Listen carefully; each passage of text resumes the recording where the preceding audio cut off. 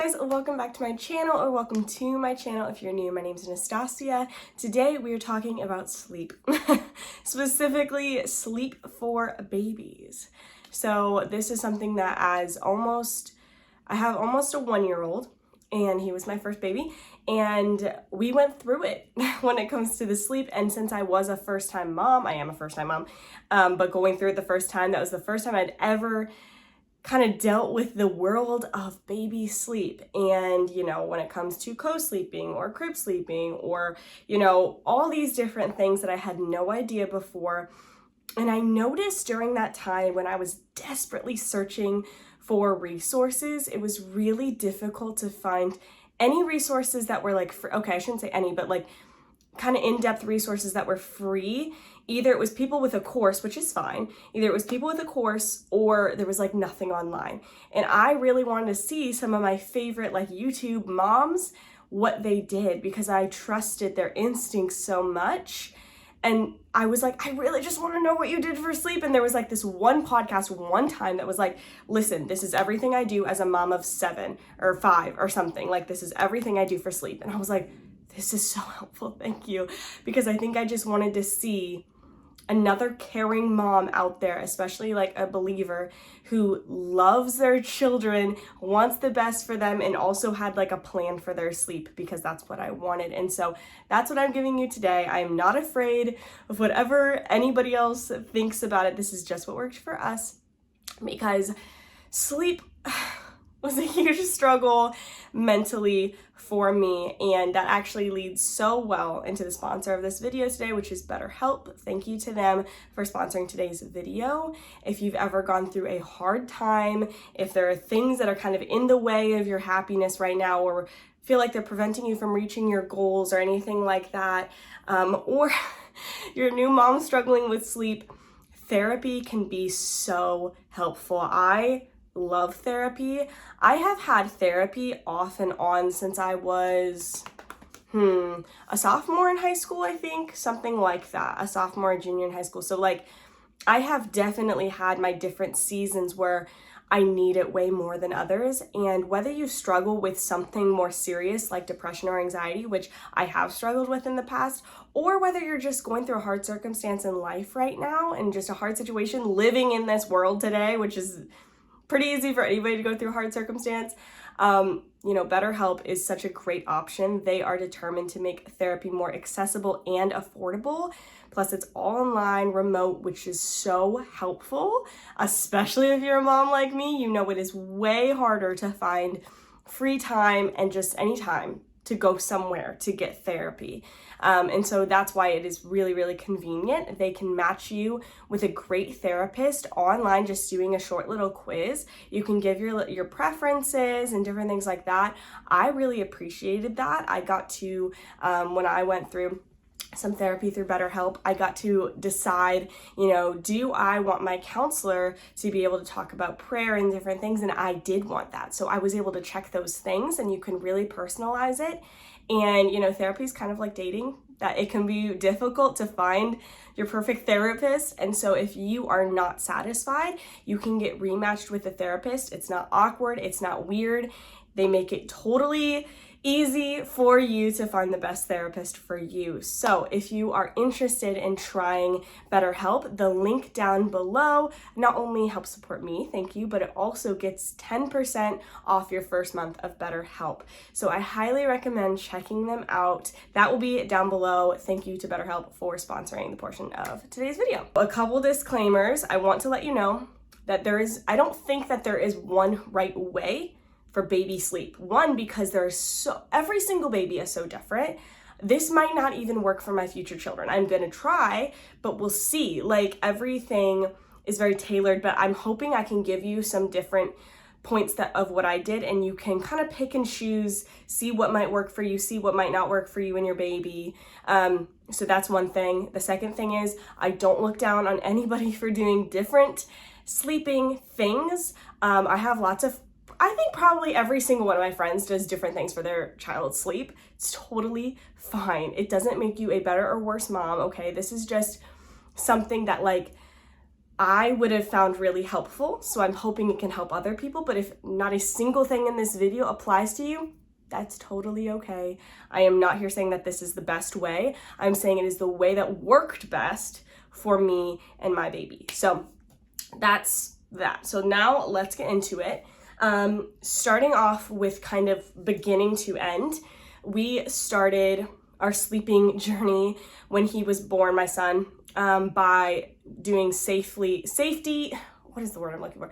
We were safely co-sleeping. So we were following the safety protocols for co-sleeping. You can look those up, and you can go through all the lists to make sure you're doing everything safely, but we were safely co-sleeping, and that worked really well for us for a while. I wouldn't have changed anything with that personally because it worked well for him. It worked well for me. I know some people who they say that their baby, they tried to co-sleep and their baby despised it and wanted their own little like space kind of next to the bed. And so that's fine. So just kind of, you can see what works best for your baby. But for us, we did do co-sleeping safely for the first, how long? Was it the first like 2 to 3 months, I think? And I was exclusively breastfeeding. That's important. I know a lot of people online say that it is considered safest to co-sleep if you are exclusively breastfeeding, just because of some instincts hormonally in the mother and the baby. I don't really know. It's pretty cool. But anyway, we were exclusively breastfeeding, if that adds kind of some context. So we did that. And I mean, listen, the first few months are just survival anyway, okay? And this is what I've heard from lots of moms with lots of kids, is that don't stress. Please don't stress about your baby sleeping through the night at like 4 weeks old. Oh my goodness. Do not stress about that, okay? At all. You're probably going to have a little period of time where you're like, oh my goodness, my baby is sleeping 12 hours straight during the night. He didn't even wake up last night for like a week. And then the next week you're gonna be like, my baby woke up 7 times last night. What is going on? And I think that's normal for most occasions. You can look online. So this is not me saying that I am an expert in sleep, in baby sleep. I'm not an expert in anything medically with sleep. So I'm not giving any kind of advice for if there's medical issues. That is not at all what I'm trying to do. But what I have learned online from other people who are sleep experts and like in the medical field of sleep and all that, is that it is pretty normal for your baby to wake up every 2 hours, even consistently, for the first like while of their life. Okay, so keep that in mind. You're not messing up. You're not failing.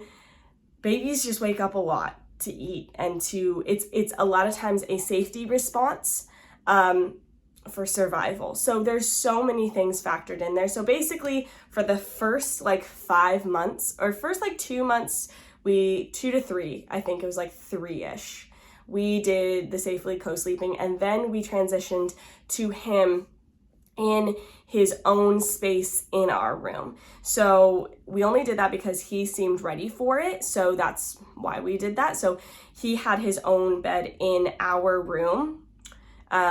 So we were still in the same area, but he was in his own space. So we did that for about a month or 2, I think. No, I think longer actually. Maybe we did, I'm sorry, I'm trying to also get this in my head. We might have co-slept a little bit longer, but I know we did him in his own space for like 2 or 3 months. And then it was around month 5 that we started doing kind of like sleep training, sleep learning, whatever you want to call it. I'm going to describe exactly what I did, but we did that while he was still in his bed, but in our room.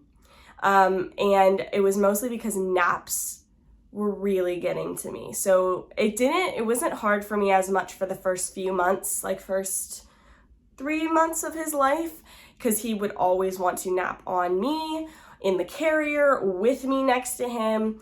That wasn't as big of a deal. I was still healing, and he could kind of fall asleep anywhere, except the car. He hated the car for a while, which is great, but he really liked sleeping in the carrier, so that wasn't a big deal to me. But he started not doing that, and then it was harder for him to fall asleep even with me next to him, but he also thought he wanted me next to him. So we started sleep training him for naps specifically.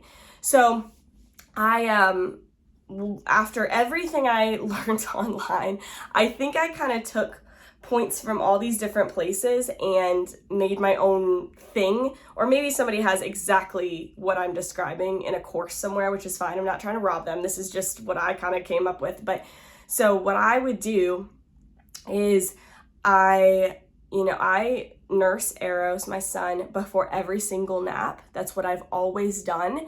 And before, when he was napping, I would nurse him until he fell asleep. And then I would try to leave, which was really difficult. But now and ever since, I always nurse before the nap, but I haven't been nursing him to sleep. So I will say this too, let me throw this in here. There's gonna be lots of people that tell you never nurse to sleep. It'll build a bad habit, all this stuff. You can do what you want. I didn't listen to that. I nursed him to sleep for pretty much the first 5 months of his existence, and he's fine. He now does not need to be nursed to sleep. Do you know what I'm saying? Anything you do can be reversed. It can be changed. You can build a new habit. They're so moldable at that age. You don't have to worry about building bad habits, in my opinion, because you can just change it. So if it's working for you, do what works for you. If you are exhausted and the only way to get your baby to fall asleep is to nurse him, listen, if it's up to me, I would just nurse the baby to sleep. Do you know what I'm saying? So do what you want, but that's what I did for the first 5 months. I nursed my baby to sleep. I didn't care, okay? The first 5 months, I just did what worked in general. I didn't worry about sleep training. I didn't worry about anything. I just did what he needed and what I needed, and it was fine. First 5 months are survival, okay? So I would personally recommend, and this is what I've seen online too, my personal experience is that I will not probably ever, I'm saying probably because anything could change, but probably ever start any kind of sleep training or changes like that until my baby's at least 4 or 5 months. And that's what I read online too, that most babies, you don't really want to start till they're 4 months-ish. And that's what I've heard from friends. Again, do what you want. You're the mom. But for me, that's the age that I noticed he was kind of giving cues of he didn't think he wanted me to leave, but he really wanted his own space to sleep, etc. So what I started doing with naps is, and again, this was a transition, expect it to be a transition. He responded very well to this, and it still took about 2 weeks for him to become, for it to really set in. So what I would do is I realized that a lot of times when he was crying, he wasn't really crying because he wanted me there. He was crying because he was so tired. Because even when I was there, he was doing the same cries. He was just so mad because he was so tired. So what I would do is I made sure he loves the room completely black. So that's what I did, blackout curtains. That's the only way he sleeps well. And I would nurse him, maybe sing a little bit to him. And then I would set him down in his bed. And the first few times he was obviously upset. He did not like that. I would leave the room. I would say, I love you. You're safe. Everything's okay. And I would leave the room. And I even sometimes set the timer for 2 minutes, okay? A very small amount of time, especially in the beginning.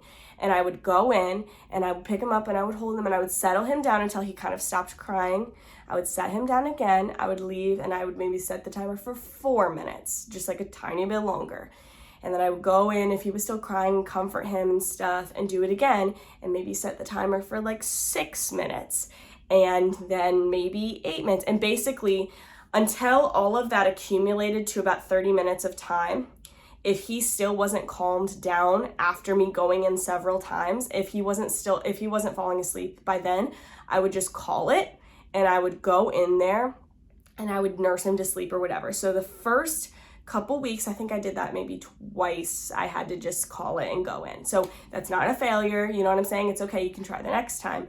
And then I repeated the process. So if he seemed kind of calm, I wouldn't go in after 2 minutes. I would go in after like 5 minutes if he was crying or whatever. So anyway, those lengths got a little bit longer and longer and longer. And the reason I want to say that is because I don't think you don't have to like let your kid fully cry it out. I don't recommend that personally. You can check in on them as much as you want, you know, as much as you need to. You're the mom. If it doesn't feel right, then don't do it, you know? But for me, I was like, okay, I was talking to myself there. I was like, it's just 2 minutes. It's just 2 minutes. He can do 2 minutes. And then I would go in there.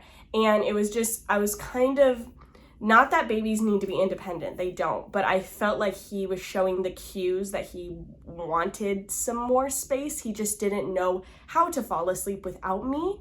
So that was why I kept going in and out and trying to like comfort him in that way. And honestly, what I had to do sometimes is when I knew I'm gonna go in there after 2 minutes, I would just plug my ears for 2 minutes and then go in. Because I was like, I know I had a monitor, I had everything. I was like, I know he's safe for these 2 minutes. And I would just like kind of like chill out and do heavy breathing because you want to make sure you're good too, you know, mentally. And then after every few minutes, I would go in there. So he did get the hang of this pretty quickly.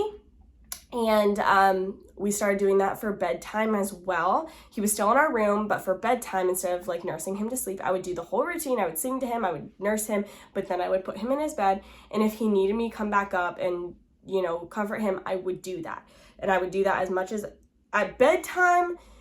I think I did like more 45 minutes of like, if he lasted past 30 minutes, I would go a little bit longer when it came to like, okay, I'll go back in 5 minutes. I'll go back in 5 minutes. I'll go back, if that is making sense. I hope I'm making sense. And then until he fell asleep. And he did get this pretty quickly. So it took a couple days for him to like, oh, I only had to go back in 1 time and then he fell asleep. I only had to go back in 2 times, then he fell asleep. And it wasn't like he was crying himself to sleep, if that makes sense. It was just like whimpers, and then he would calm down and I would see him in the little monitor, kind of like playing with his hands and stuff, and then falling asleep. And I was like, okay, he's responding to this well. So I'm adding that in to tell you that he was responding to it well. You might have to follow the cues of your baby. Somebody had mentioned online that after 2 weeks, sometimes babies will have like a little revolt against it, and you might see that oh my gosh, they're doing worse than they were the past 2 weeks. That might only last a couple days though. Like follow through with it to kind of see if it works, and then, you know, whatever. But for him, he started responding very well. He did have a little revolt at like the 14-day mark for like 1 day, but then he was okay. And so we kind of kept following through with that. So like I said, you can kind of follow your own instincts of how often to go in and check on them. I would not recommend just leaving them and then leaving the room for freaking hours and letting them cry. I would not recommend that at all. Babies need to know they're not abandoned, and that they're okay and they're going to survive and everything's okay. So that's why I was more willing to go back in every couple of minutes and just let him know you're safe, you're safe, you're safe. It worked for him, and it worked for us. So that was kind of what I did. And slowly his naps started getting longer too, because before he was only napping every 30 minutes or whatever. And I partially think it was because before, when I was nursing him to sleep or whatever, which I don't regret doing that was for that time, but he was used to only falling asleep with me. So in the middle of his sleep cycle, if he like woke up for a second and noticed I wasn't there, he didn't know how to fall back asleep without me. But now in this training, I guess you could say, he learned how to fall asleep by himself. So if he woke up during his sleep cycle, he could fall back asleep by himself, if that makes sense. So anyway, the nap started getting longer, and at night he would still wake up and nurse and stuff, but he kind of had his own space. But it was around like the 7-month mark that I noticed there was another shift in his, I guess it was a leap or whatever, sleep regression. That's what I was thinking of. There might have been a sleep regression. Anyway, I noticed that him being in the same room as us during the night did not do well for him anymore. because I think he was becoming more sensitive to noises and waking up more easily and being a lighter sleeper. And so anytime we would snore or wake up, I would wake up to pee in the middle of the night or move around or whatever, he would wake up. And he didn't want to wake up, but he would a lot. So while I didn't realize that I was tossing or turning or whatever, it was waking him up, and it was waking him up like every hour. And I was like, this sucks. And it was like I was trying to nurse him, but he didn't want to nurse. And it got to the point where I was actually really, really sick. I got so sick. And I was sick for like 2 months straight because I couldn't sleep. And I was waking up like every hour. And so he was waking up from me coughing during the night and everything. And then finally it got to the point where Kai was like, my husband, he was like, Stas, you have to sleep. He will be okay. But if you don't sleep, you're not going to get better. And you could get like really badly sick and like it be bad. So like, you got to sleep. So basically that was the first time that I let Eros sleep in our room where he was used to, in his bed in our room. And Kai and I slept in a different room on a mattress. And that night I, had the monitor and all of that. And I slept and I was like, oh my gosh, he's going to do horrible. He's going to be so scared, blah, blah, blah. He slept so good. He slept like a 5-hour stretch, which he hadn't done in a long time. And I was like, have I been preventing this kid from sleeping just by being in the same room as him? And he did so great. And so we're like, okay, I guess he's ready for his own room, because he would wake up to nurse, but then he would fall back asleep. And it was really, really great. And so I could tell that sleep training that I had done for naps and stuff like that kind of built into this. It was just that at that 7-month mark, he was definitely ready for his own room. So that nobody woke him up anymore during the night. So that was the stage that we transitioned him to. So we went back in our room and we transitioned him into the room that we had been sleeping in when that whole thing happened. So we moved him into that room and set up his monitor and everything in there and his sound machine and stuff. So everything else that he was familiar with just in that other room. And he took so well to it. And, I would just, when he would wake up in the middle of the night, I would just go to the room and I would nurse him and then I would put him back and then I would go back to my room. So that is what we've been doing ever since we moved from where we were living before, but he has his own room now and our room is, across the hall. And so he has his own space. That's where he takes all his naps and that's where he sleeps at night. And it's been really, really good. So just to troubleshoot some questions, because I'm sure people will have questions. Does he ever wake up more than, does he ever wake up during the night? He still wakes up usually, okay, so on average once a night now, which I can do forever. I can do that forever. When you get to a point where you're waking up every single hour for months, you can wake up once a night for the rest of your life. That's like a dream. So most of the time, I would say 80 to 90% of the time, he wakes up once during the night. I would say 80% once a night. 10% of the time, he'll wake up twice a night. And 10% of the time, he won't wake up at all during the night.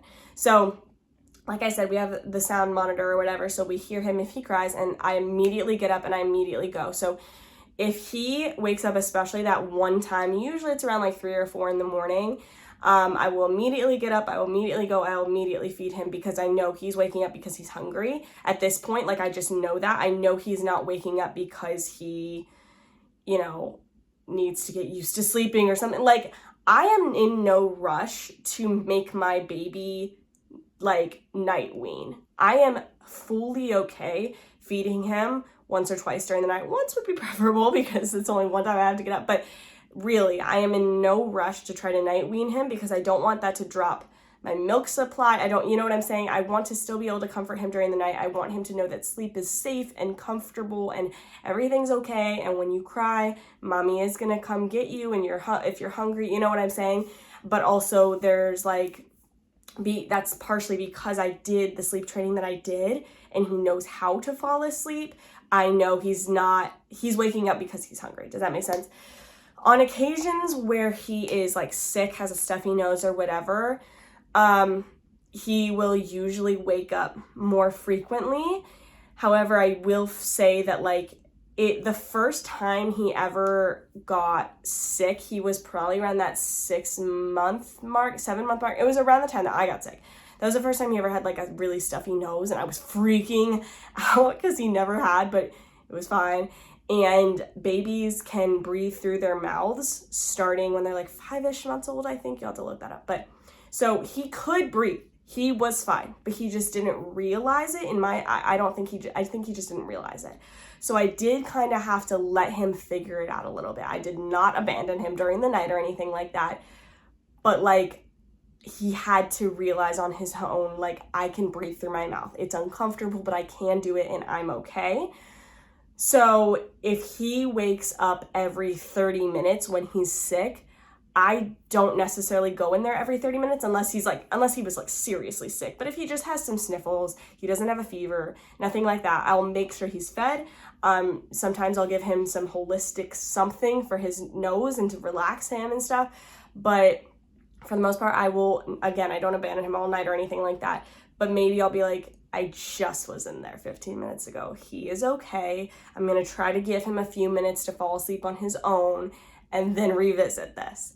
So that's kind of what I do if he's like sick, but I still will be in there more frequently if he's sick, because he just needs more comfort and nursing. His naps, he pretty consistent. Again, he's almost a year old, like very close to a year old. So his naps, he wakes up usually around 8 a.m.-ish, and then he'll nap like 2 hours to the dot basically after he wakes up. I didn't set that, he set that.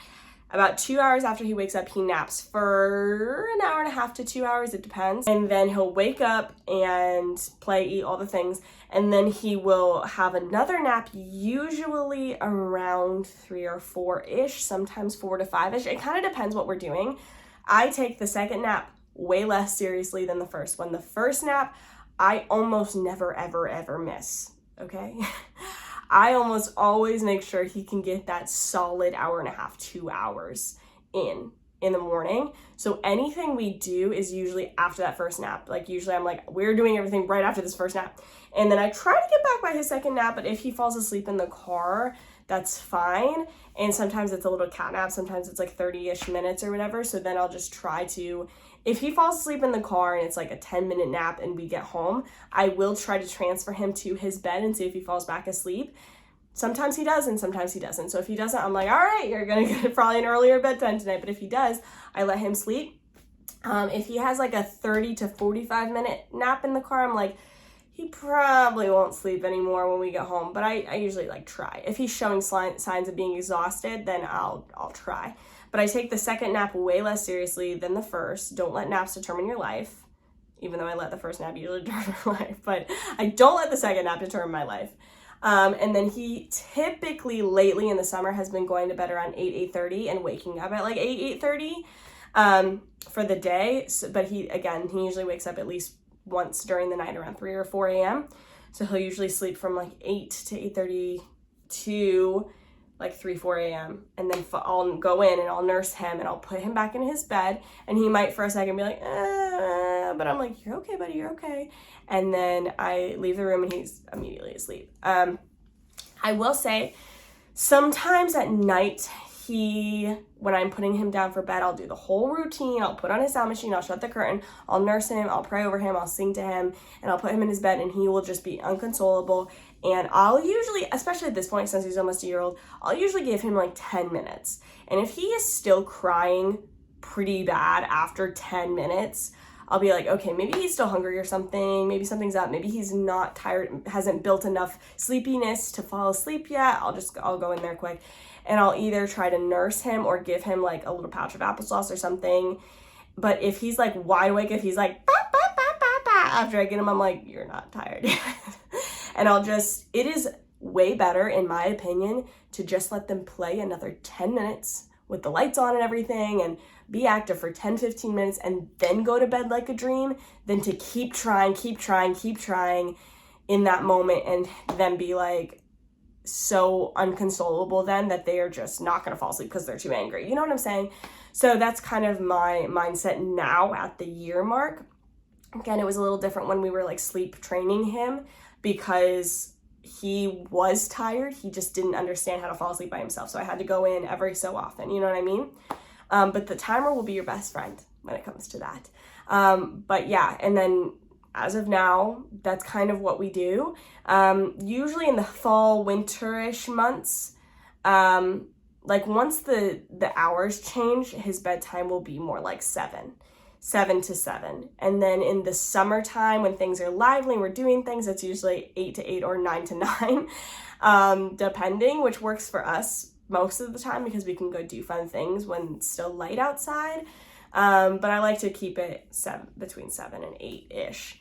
But again, this might not work for everybody, and that's okay. It might be something where you're like, I am going to co-sleep with my child until they're 3 years old, and that's fine. Honestly, if that works for your baby and if that works for you, like if that works for you and your husband and your kids, then that is great. Like, honestly, this is just something that works really well for us. So if you're in the same boat as us, if your son or daughter is like my son was and is, then this might work well for you. And this might be some of the answers you're looking for. And you might be somebody who you're like, my kid wanted their own room, their own crib immediately. Like, that's fine. You know, like I think it's whatever you as the parent find works best for your child. The only thing that I would recommend is not doing the full cry it out, like let them scream for hours. I just don't think it's good for anybody, personally. And I don't fall into the camp of thinking that if you let your baby cry for 10 or 15 minutes that it's going to damage them for the rest of their life. But I also don't fall in the camp that thinks that you can just let your baby cry for 7 hours straight and be fine. I don't think they're going to be fine. So that's kind of my take on things. And again, I wouldn't do really any kind of training if it were me, you know, and maybe your version of training is different than mine, but mine of what I did of like leaving them alone and leaving my baby alone, going in to check on him every couple minutes and blah, blah, blah. I wouldn't start that probably till like the 4 or 5 month mark if it were me. So until then, do what you gotta do to survive. If that means nursing to sleep, do it. Who cares? If it means bouncing them and patting your head and rubbing your belly to get them to fall asleep, do whatever you have to do. Almost nothing's more important than sleep at this point. You do what you have to do as long as it's good for you and your child. That's my opinion. But yeah, make sure you have the support. If you don't have support, reach out to somebody. And again, there were times when, you know, Eros was much younger, like the first few months of his life, that sleep, I was so desperate for sleep that it did cause some mental things going on. And if you are going through that, you're not alone. Again, I highly recommend the therapy. Check out BetterHelp down below. It is important that you're able to talk to somebody, and there's so much that comes with motherhood that sleep deprivation just likes to come in there and wreck it all. You're not alone, and this is what somebody told me, actually several people told me, and I held on to it. I remember just being so desperate for sleep that I would be in the shower and I would get on my knees and pray to God that he would just let me have like a 5-hour stretch that night of sleep, like desperately. So I understand. But I remember I had friends who they texted me who their kids were a little bit older at that point, and they were like, I know it doesn't feel like it right now, but one day you will sleep again. Full nights. You will sleep full nights again. And I remember being like, wow, nothing sounds better. I will never take sleep for granted again. And it's true. I literally won't ever take sleep for granted again. Like, I won't. And so I'm here telling you, you will sleep again. Full nights. You will sleep again. This too shall pass. And I hope this helped at all. If it didn't, I'm really sorry. At least please know that you're not alone. But I hope any of these pointers could help you, could improve your sleep, could improve your baby's sleep, could at least give you some insight of different things. That is exactly what I have done for my baby to sleep consistently 2 naps a day, 2-hour naps each time, and sometimes 12 hours straight through the night. Sometimes he'll wake up once, but like it is still a full 12 hours of sleep that he's getting in general. That's how I did it.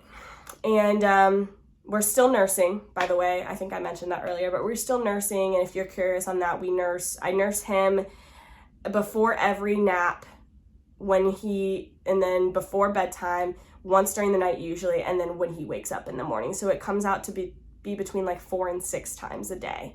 Sometimes I'll do more, obviously, if he's sick or wants it or whatever, but that's pretty much the pattern, is like 4 to 6 times a day. And then he has solid food in addition to that. So I hope that is all really helpful. Don't forget to check out BetterHelp down below for 10% off your first month of therapy. And I will see you guys soon. And I love you so much. And you will sleep again. You will. Bye, guys.